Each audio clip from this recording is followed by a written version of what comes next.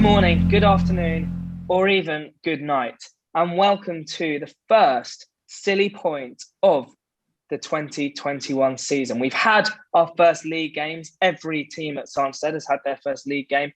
So what a time to release our first podcast. I am, of course, joined by Dan Allen on the other end of the call. Hello. And we had to kick things off properly. We've got a SANDERSTEAD TV legend, the one, the only, Johnny Longcock. Johnny Longcock. I did. Johnny, thank you for joining us. I'm great. Thank you both for having me on. It's an absolute pleasure as per usual. And no tractor for me to get off, which is I'm a little bit gutted. Oh, yes, the old tractor episode. Yeah. I might put a clip in on that just to remind people. Just before Tyler goes on, sorry, T, to interrupt. How's the finger, mate? Not at all. You had a bit of an injury after dropping a catch off your old man's bowling the other Sunday. And, you didn't think you were going to be playing for about 4 or 5 weeks, but you turned up on Saturday playing because Chris Bowman had done his ankle in. How is it? Yeah, it's getting better, which is nice to see. It was about 3 weeks with no cricket, but getting better. So happy days. Hopefully back for Saturday and back to fully fit. Very good. Kohli's turned up. Sorry, T. I was just going to say, no. Just as things can get any better. Yeah.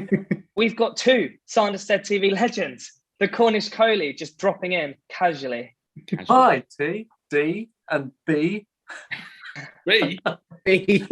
Bobby Locke. I always call him by his dad's name. Oh, do you really? Do you really? Always call him Bobby. Lance, you're in Cornwall right now. So can you tell? Actually being the Cornish Kohli, can you tell us why you are late, please? Yeah, I can. And I'm a happy Cornish Kohli for 2 reasons. One, I'm in the motherland. Beautiful down here. But secondly, we've just rediscovered and found my mother's bank card, which I misplaced an hour ago when I bought a Chinese. Is that a euphemism? My mother's bank card. Yes. No, we don't want to go there. Anyway, he's gone again. Anyway, no, T. I had to close the door. I think let's get back to T and let's have a bit of structure here. So, Tyler, what are we doing? Well, I think it's only right that we reflect very briefly on a couple of pre-season games and, of course, the first league games. Should we start with some pre-season stuff?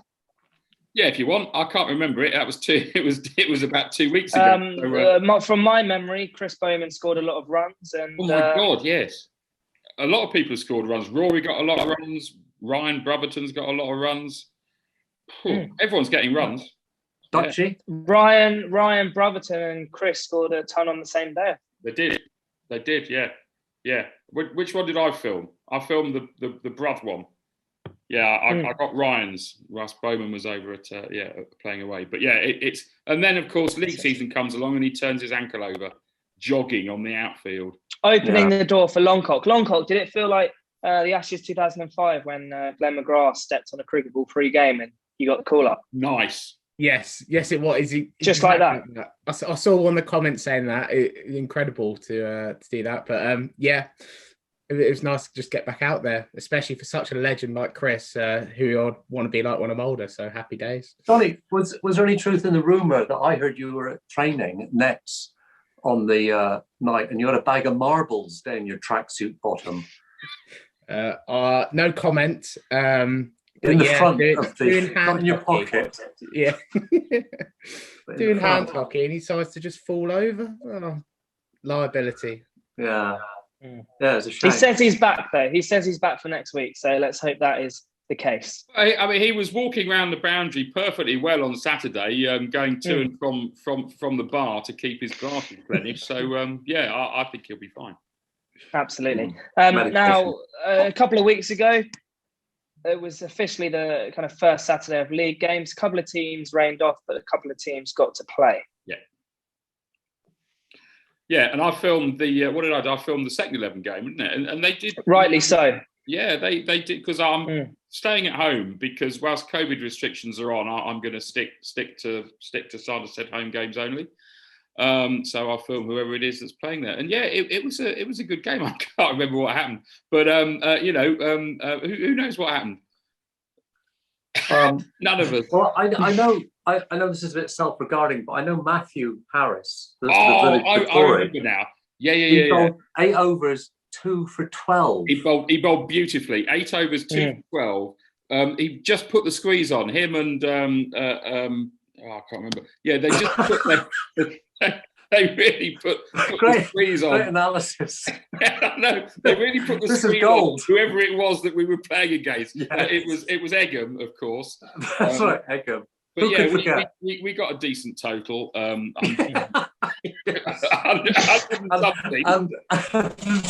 they didn't. And they didn't, because Matt Harris bowled 8 overs and got 2 for 12. I mean, it was great.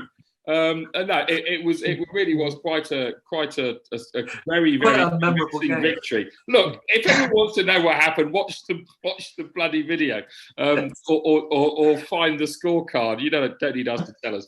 Other than, I think my takeaway is that our second 11 is probably the best second 11 I've ever seen at Sanderstead, and I'll be really surprised if they don't win every game. Really, yes. I hate to use this football analogy, but we are the Man City of the Surrey Championship, because there's 5 or 6 other genuine twos players playing in the threes now that could be in our twos, and so rich with resources. I'm sorry, you're talking football. I'm off. Tell me when you've finished. You're the Pep Guardiola, Dan, of Sanderstead Cricket Club. Stop talking about football. Silly sport. I know. Yeah. It was just an analogy I was trying to. And in the fours last week, the first game, Cy Clare did the business. He got a big 100. Basically, he carried his bat, didn't he? Well, I was captain, and frankly, had Cy not have got that 100, we would have lost convincingly. And as it was, we kind of got over the line with 2 or 3 wickets to spare, but we weren't particularly good. But we won, thanks to Simon, and a magnificent 100 on the rec. But I've said this to Simon already. He joins a rather elite club, of which there's some in this forum right now. But I said, Simon, your 100 on the rec has got an asterisk beside it, because it was on AstroTurf. Yeah, on AstroTurf. That doesn't count. I mean, he probably would get 100 on the rec, but, on that occasion, AstroTurf doesn't count. I've been hit for 100 on the rec. Only last season. Oh, yeah. But that's another club. Yeah, indeed. Just switching into, because we've got the Fantasy League has started, and obviously Simon has made a huge statement with that 100, and everyone that picked him obviously is laughing. But I bigged you up hugely, Lance, in the fantasy, and I think I did too, Dan. I said he was always going to be my captain. Absolutely. Yeah. You've done sod all, mate. What's going on? I know. I'm a tanker, not a speedboat. So just stick with me. Although having said that, this week we've not playing league cricket, so there's an in for anybody who wants to oust me from their team, which they perhaps would do on form. And I'm still going to count that game. I'm still going to include that game in the fantasy. Oh, right. Well, You heard it here first, viewer. Keep me in the team, because I think I could go big this week. No, you won't. You won't. you can't bat on the mat because it bounces too high. It comes over my head. And I refuse to wear a helmet. Yeah, indeed. I'm laughing along here, but in the 70s. Yeah, T. Yeah, I shouldn't laugh at those small jokes, should I? No. I'm up to here with them, T. Are you? To be honest, it's had its highs and lows. Mostly it's lows, but it's quite fun. I think you've touched on the fantasy there, Dan. We'll come back to that very shortly. We're going to run through Saturday just gone, where all 4 11s got their first league game done. But let's put a little time limit. Every one of us is going to have 30 seconds just to sum up what happened. So, Lockie, you're going to kick us off with what happened with the first team on Saturday. Yep. Short and sweet, very good win. Rain affected, but a great win. With notable performances. Cy Carter, 36. Back to his old self. Fingers crossed that's him for the rest of the season, and he'll be backing up the order, scoring tons, just like the good old days. Brilliant. But everyone else kind of chipped in as well, which was even better. So kind of good round performance with the bat. And bowling, nice and tight. Cy again, Josh Stacey, Greg, unbelievable. That's probably one of the best spells I've seen in bowl. And we held our catches. I don't think a catch went down as far as I can remember. So it was very good all round, really good win. Dan Allen, second 11. Well, I was filming the first 11, mate. I don't know. Dan Allen, first 11. You were there. Yeah, I was there, and I have to say it was intense cricket. The Chirp bowlers were very, very good. I mean, they were hooping it around corners.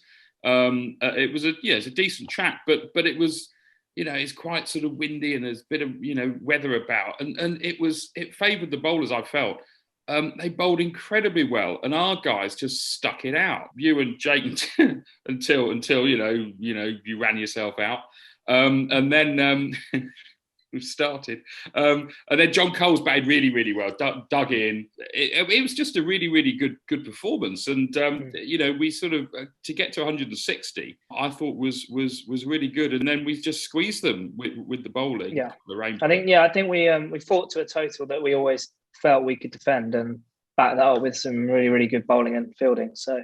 Yeah, and I've just put an Instagram post out on Cy. He just really, really smacked the ball around at the end, and his bowling, as ever, was just right on the money. Just couldn't let anyone get away. But Greg was the revelation for me, really. I mean, we know how good a bowler Greg is, but boy, oh boy, if ever you wanted a good opening spell up the hill. We got it from Greg. And what do you think about his celebrations? Yes, sexual. It was pornographic. Rated celebrations. Yeah. Let's go. I think there was some people in the village got injured by the whiplash on the high street. Good old Greg. Good. Very good. Dan, moving on, second 11. Well, I just told you. I don't know. Well, I'm going to be honest, Dan. I'm looking at the notes that you sent out, and it says season so far. Dan, second 11. Oh, is that right? You teed me up like you had something to say. Didn't it turn into a 2020 game that Sanderstead won by 2 runs? Yeah. So we played Lance. over the road at the old midwives. We batted first. We got 180 or something, 190, and it was readjusted target.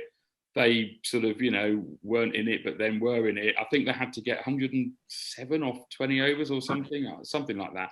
And they got really, really close, and at the end they fell short by about 2 runs, I think. So it sounds like an absolute thriller. Do you want to tell us about the 3s and 4s, Lance? Well, you've done the 3s. Yeah. The 3s had a really good game, apparently, against Oxford and Limpsfield. Again, in an adjusted overs game, they batted first, scored 158. We had an adjustment. We had to get 131, which we did. And I just want to point out a couple of highlights.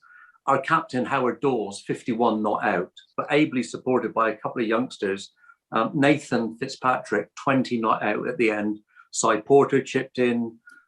Steve Hackshaw and Simon Clare, the thoroughbreds of the 3s, 19 and 10 respectively. But that's not the big story. Oh no, that Sanderstead got 20 points. Not the big story. The bowling attack for Oxted and Limpsfield. Can I read them out to you? Yeah. James Brown, Will Knuckles, Edward DeVere Hunt, Vernon Baxter, and Gilbert Cairns. What a lovely lineup! It's a beautiful set of names there. It's a magnificent set of names. Yeah, I applaud Oxted and Limpsfield for choosing them and bowling them. Yes. So anybody beat that? No. On the comments below. The 4s, won a game that we had no right to win, as they say. We played away at Wimbledon on a track that was like a ploughed field. Nice. But next door to it was another prepared wicket, which we sneaked onto, which was better. It played all right. They got 177. We bowled reasonably well. Our fielding was abysmal. Our catching was awful. We dropped 5 catches, which was pretty poor, actually. But the big story was we went into bat, you know, me and who else? Sags got out for cheap. Of course. And so we're 2 for 10. The rain comes, bit of an adjustment. We go back out, come back in, bit of an adjustment.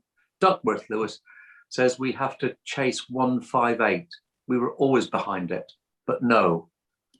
Bob Hollands. The legend. Magnificent.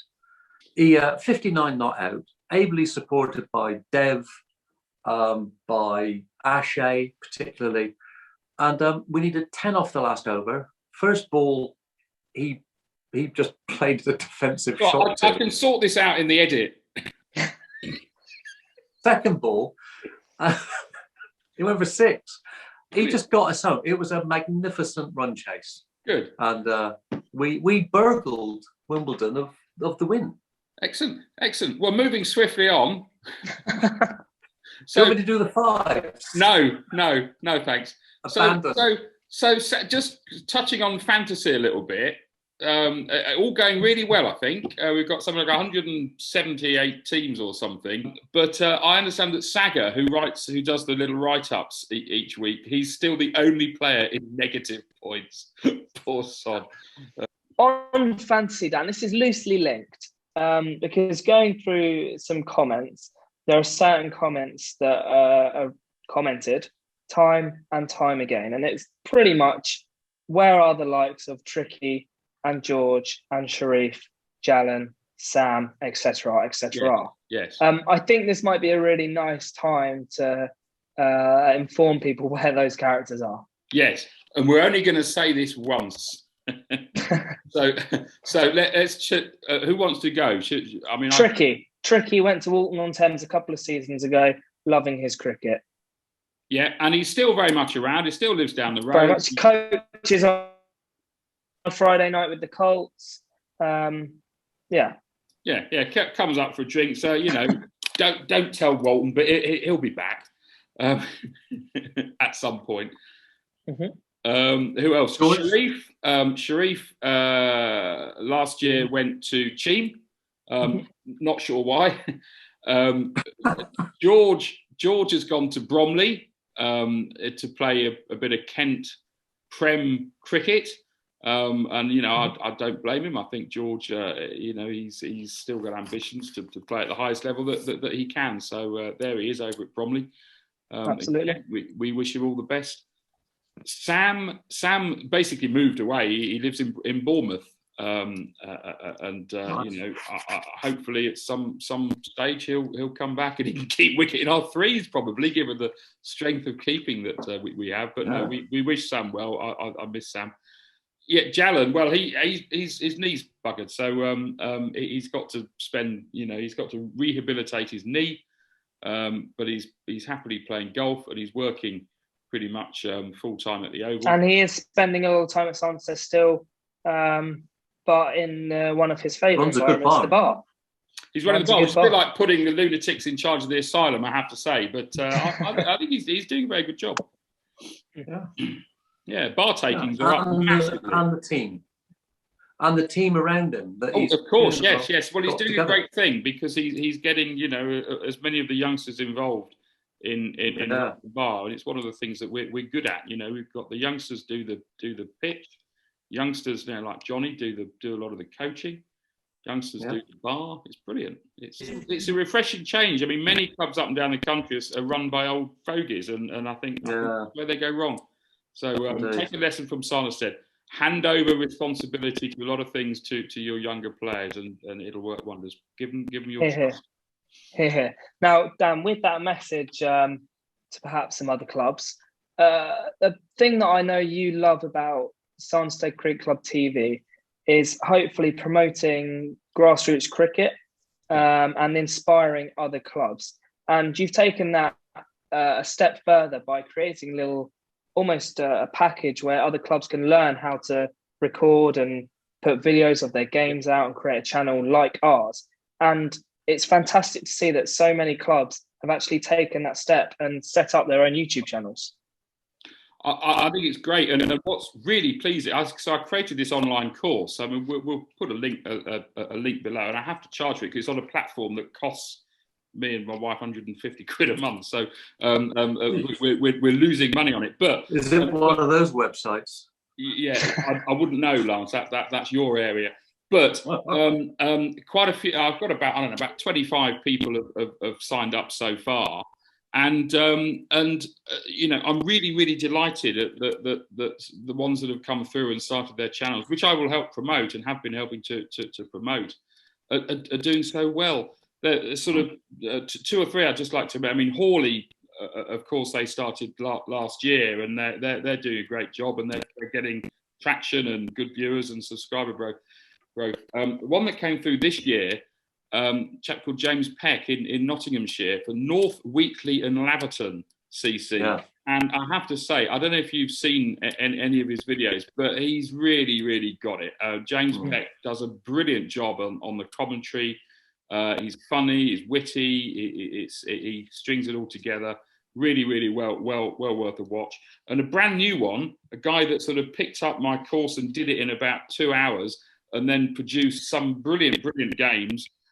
Chap called Pavneet Singh for Maida Vale Cricket Club. Check his stuff out. Again, he's doing a really good job. And then the last one, Henry Douthwaite, who is an actor. I think he's done some sort of big stuff, some big movies, action stuff. He's joined a club which had just set up called Frimley Phoenix Cricket Club. And they just film stuff, take stuff off the Play Cricket fixed camera system. But he's done a brilliant voiceover. I'll put a link below to the one that he's done. It's 8 minutes of absolute brilliance in terms of his commentary over it. It's done in a sort of old English, sort of Miles Chumley Warner, Terry Thomas type accents. Very funny. I think a brilliant use of that Play Cricket fixed camera system. So yeah, and long may it continue. I'm hoping to get a lot more clubs, you know, getting into this and joining the revolution, as I like to call it. Perfect. You will get together at the end of the season, you lot, and have a kind of a BAFTA type event, all you directors, you know, and do something, you know. Cricket my editing is better than your best editor, best comment. You know? No, absolutely, an award. Yeah, I had one of our regular viewers, Mike Williams in Paris, rang me up this morning, and he was saying exactly that. You know, you should get the ECB to do a sort of an awards for grassroots cricket, and I, you know, he's right. So, if anyone's at the ECB is watching this, get in touch. You know, we can help grassroots cricket to grow. A lot of people have come to our club and are finding cricket again, because they're seeing it on YouTube. So, you know, forget the 100. That ain't going to get anyone else into grassroots cricket. Our stuff will. So ECB, get in touch. You know where to find me. Our club is so buoyant. You know, like we keep going on, almost 30 years at the club. Never been so buoyant as what it is now. And it's because of this platform that attracted people from, 5-6 years old up to old boys that have started playing cricket again, and women, girls, all playing cricket. You're right, Dan. It ain't this highfalutin stuff at the Oval that makes this happen. The grassroots through this medium is changing the world.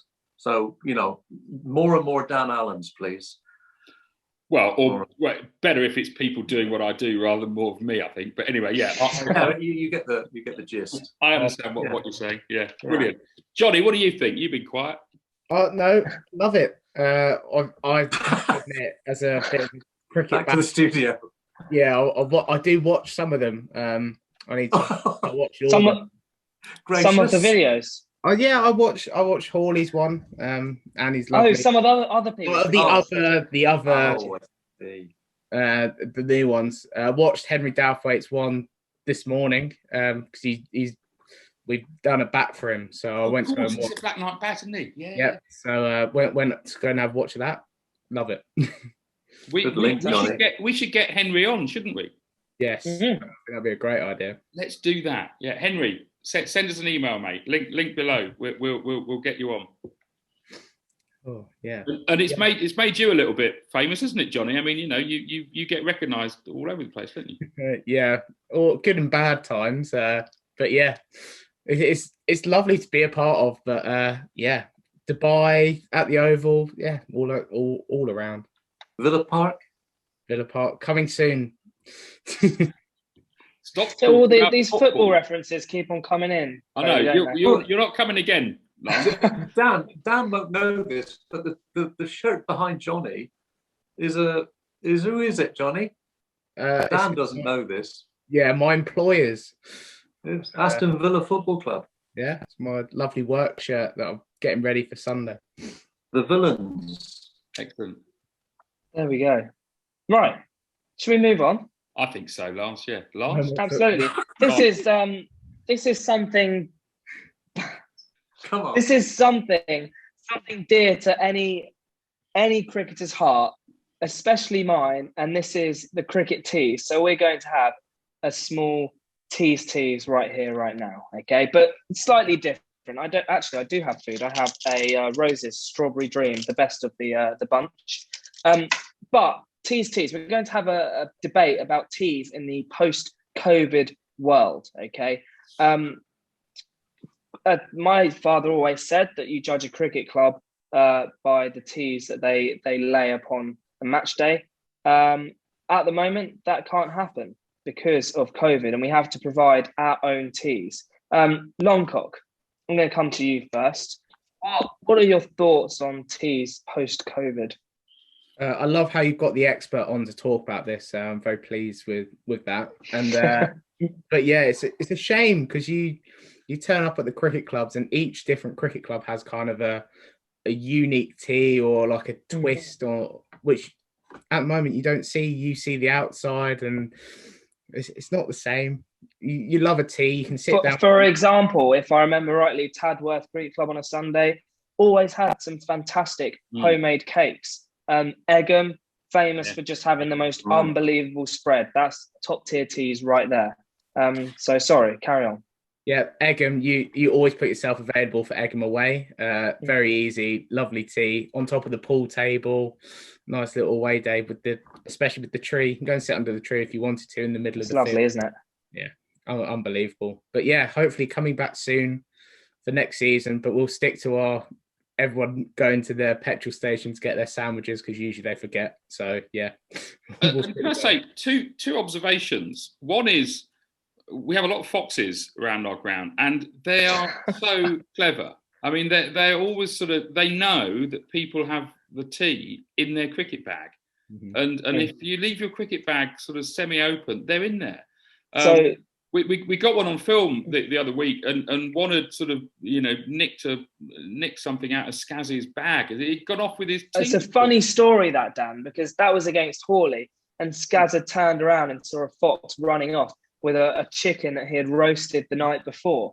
And Josh McKinnon found this utterly hilarious, turned to look, and the fox had nicked his chocolate bar from his bag. But in a nice reversal, because the foxes, they're normally you see them going in and out of the hedges. Whereas last Saturday, Johnny, I saw you going in and out of the hedge. You came out with a ball, but were you trying to find some long lost tea in there? Yeah, I've been storing it for the winter. It was one of my little sources there on. You've got to be prepared for the season. I'd stored all like the squirrels and their nuts. All the hundreds and hundreds of chocolate bars in the bush. Couldn't find them. I just found cricket balls instead. How disappointing. Yeah. Well, you're very good at that. I think truffling around the hedges for cricket balls. Very good. He's a great truffler. Yeah. I think what I've noticed about cricket teas is two things. One is I miss the camaraderie of being in that tea area where you can speak, to your teammates or, interact a bit with the oppo. But what I found interesting and slightly amusing is the dexterity of the homemade bring your own tea. And I not like a number of my teammates, I make my own cricket tea and take it along. And, I wrap these sandwiches up in foil and whatever. And I've taken to some ratatouille as well, which is a nice healthy bit of fruit, and I'm quite proud of my cricket tea. Very good. And I see the bums beside me, and they've gone over to Waitrose or the Shell garage opposite the wreck, got a meal deal for £4 or £5. Lance, Waitrose don't actually offer a meal deal. Yeah, come on, Lance. Keep Oh it. yeah, you would do. Yeah, But they do. Well, they do offer a fantastic selection of wraps and some wonderful chicken satay, which I opt for. Yeah. So. Well, you'd know that, of course, because of family connections. Mm. But I think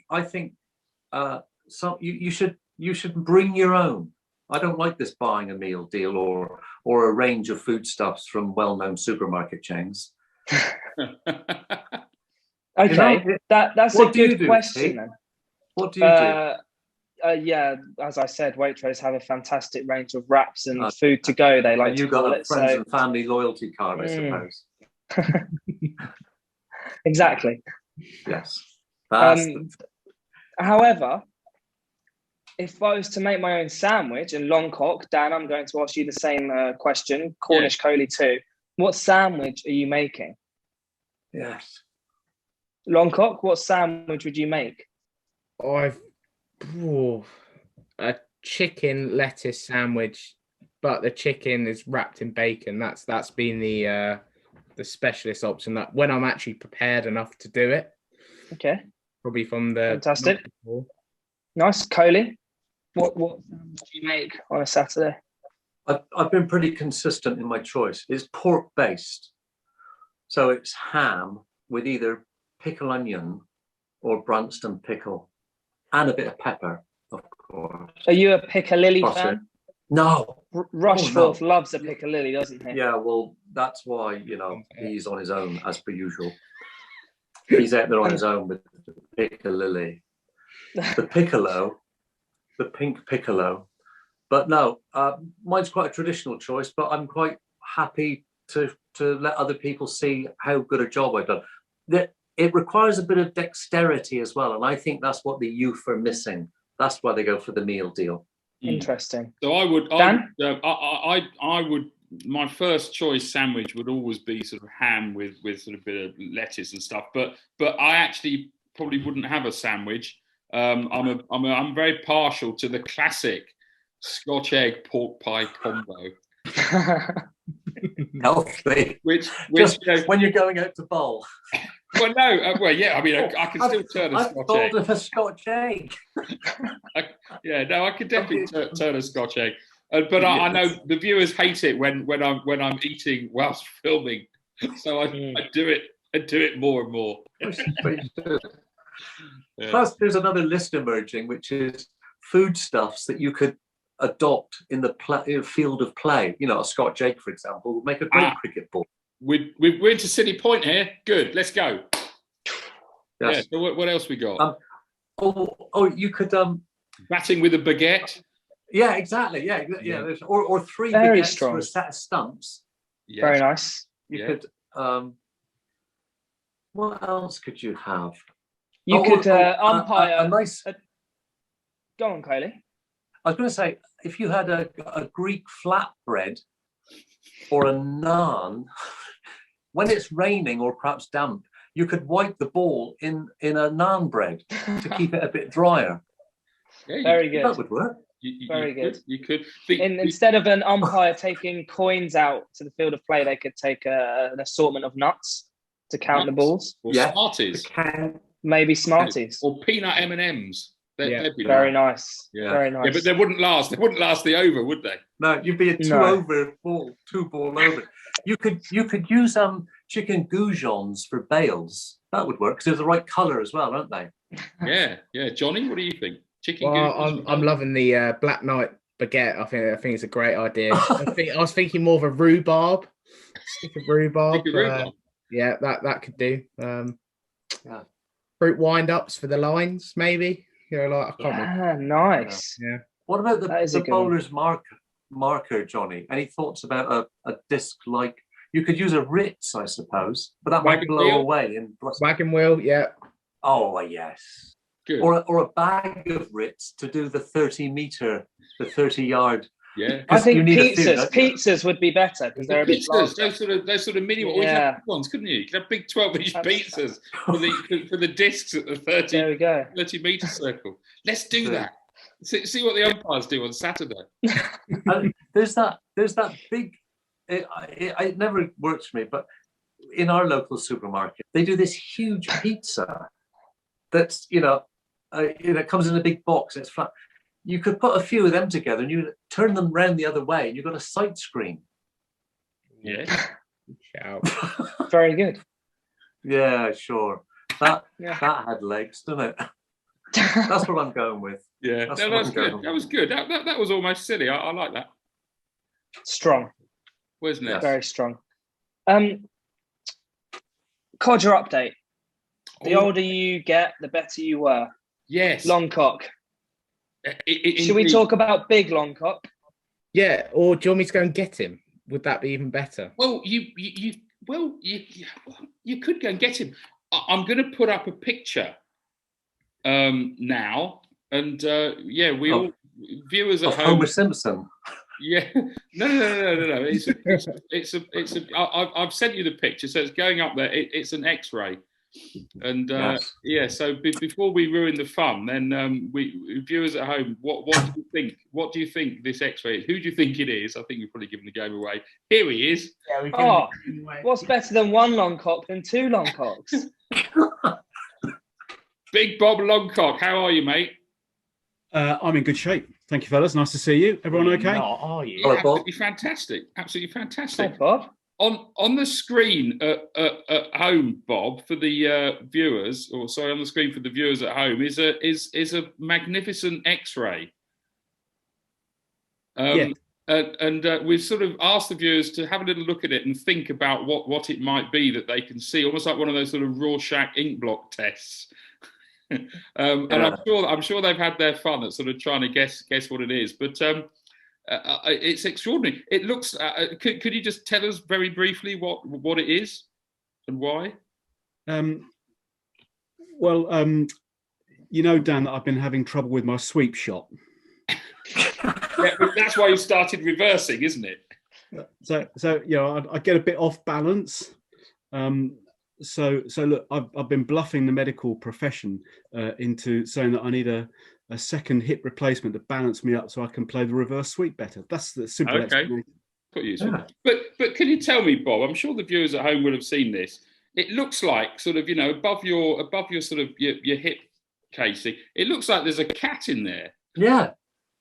Good.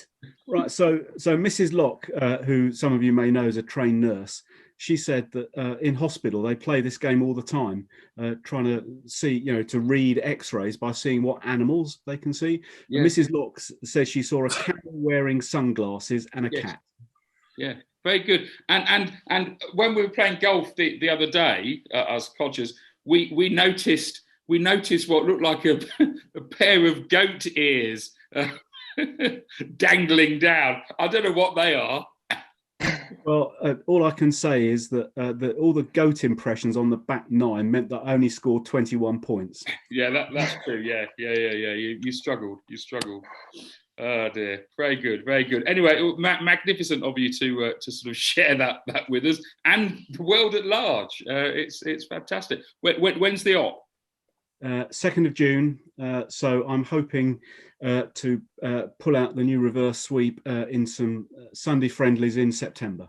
All Fantastic. Well, we wish you all the best, and I'm sure the viewers at home wish you all the best too. Yes. Thank you. I'll share the new X-ray when I've been evened up. Excellent. Yeah. Excellent. That's splendid to hear. We can't wait for that. Thank you very much. Right, what have we got now, Pete? We're almost there, aren't we? Absolutely, yeah. So one thing that I personally love, and I'm sure many others do as well, is the little ice gems that we get from filming so much cricket, all the funny moments. And this season already, there have been a few. We've already mentioned Longcock's truffling through the hedges. We've mentioned Greg's celebration, and there were a couple more from the weekend. Am I correct, Dan? Well, I loved Skaz's Skaz. He's put on a real show for us. I liked his diving stop at long off size bowling. It was someone actually said, you know, that's almost Jacko-like. I thought, well, it's, you know, not quite, but it was fantastic. A brilliant diving one-handed stop to save. Absolutely.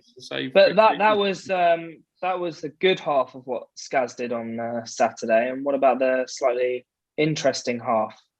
Yeah, I thought it was very interesting. I mean, there was a fantastic run out early on. I think it was in the 6th over.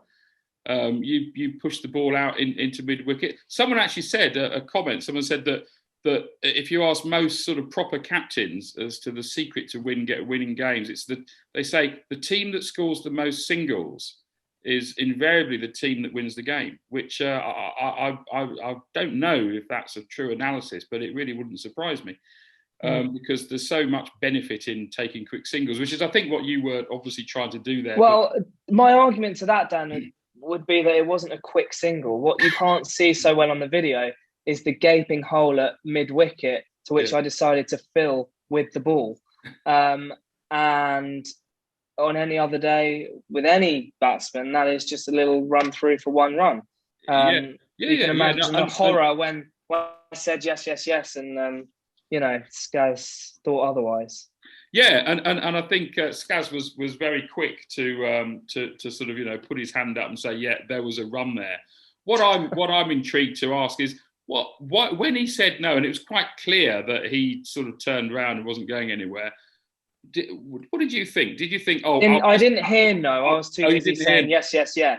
But also, I always thought actually that if the non-striker leaves his crease and then both batsmen then re-enter that crease, he's the man that would be out. And I also thought that it was such an easy single, he would suddenly realise and just run to the other end. Because I think on the video, there's a moment when we're both on one end and the ball hadn't actually hit the keeper's gloves yet, which... Yeah. I don't know. I was wondering, did you not think, I could turn around and get back in, and you could I turned to the umpire between the fielder and the ball, or... I turned to the umpire and said, who's out? And he said, well, Skaz hasn't moved. To which I thought, well, he's probably backing up, so he probably has moved. Yeah, and then he said, so I'm out. He came out and went back in again. The umpire said I was out, so I just walked off. And I think there's another thing that might come into it is, you know, if you've got 50 odd runs, Ty, and Jake had not kind of got it, it's often I'll take one for the team here, the guy with the lowest runs. Did that factor into it? No, it was really early on in the innings. They both scored about 5 each, you know. Right. Yeah. You're missing the big thing though here, T, that they didn't have a third man in. So Jake was in for a lot of runs. That's true. It was a tactical decision. They had the deep cover for you for your lofted shot through covers, but no third man. No third man. So Jake could have cleaned up. Yeah. And you could have easily have ran 2 there, because by the time he's taken the caravan off to start running, you could have got there and back. Yeah, that's another real valid argument. But you know what? I hate to say it, maybe these things do happen. Skaz actually sent me a message after I went and hid in the scorebox, and he apologised with a kiss. I chose to ignore that message. He then came to the scorebox and said sorry. I nodded my head, and then he had the cheek of asking if I wanted anything from Waitrose. Tell you what I wanted from Waitrose, Jake, was some runs, but couldn't get that. So when do you think you'll get over it? No, we've hugged and kissed and made up. It's all good. We got the win, you know. That was more important, and you know, all in good humour. Indeed. Well, it wasn't, was it? But not at the time. But it would be interesting if the same thing happened this Saturday. Yeah, wouldn't it? I think Jake's off to Dubai, isn't he? Or is that on Sunday? Oh, is that why? Because of the run out last week. He's very upset. No. He's working. He's doing the Hawkeye. Doing the Hawkeye in whatever league it is. Yeah, he's looking very fit and well as well, isn't he? Isn't he just? Yeah. I was going to say it seems you would have thought it's he would have made them single easily. the way he's looking. He's like a Absolutely. greyhound. Absolutely. Yeah. Oh, Anyway, dear. we'll have to get Skaz on at some point to get his version of the Yeah. story. No, he's done that. It'll be It's all behind you, isn't it? The rumble in the jungle. Yeah. I definitely was behind him when I had, run towards him, and he had turned his back. Leave it, Ty. Leave it. Drop it. Yeah. Let it go. Yeah, let it go. You'll feel much better when you let things go. You keep pulling at that thread, and it's just not doing you any favors. It's Wednesday. What's it, Tuesday night already? Come on, Yeah. Let go. Yeah, see, us old guys on this side of the screen, we get that. We know when you let things go.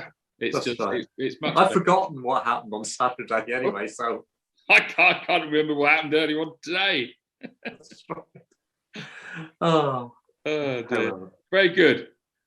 Right, let's wrap up. Yeah.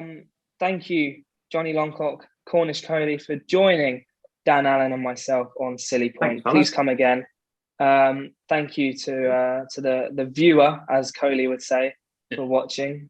And it's peace out from me. Indeed. And Saturday, filming the twos at home against Woking and Horsell. So look out for that on Saturday night, hopefully. What's there not to like? Absolutely. Lockie, Longcock, one word from you. Class. Kohli, Pasties. Dan, Yeah. Cricket. and from me, Oh, God. ciao. You're the ideas guy. And beer. Cricket. Yeah. Very Oh, good. grim. Very good. See you, ladies.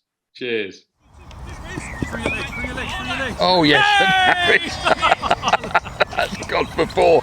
Dell's going to be livid. Let's look at Dell. Oh, a double teapot. A double teapot from Dell. That's magnificent. I don't care, I just want to get home.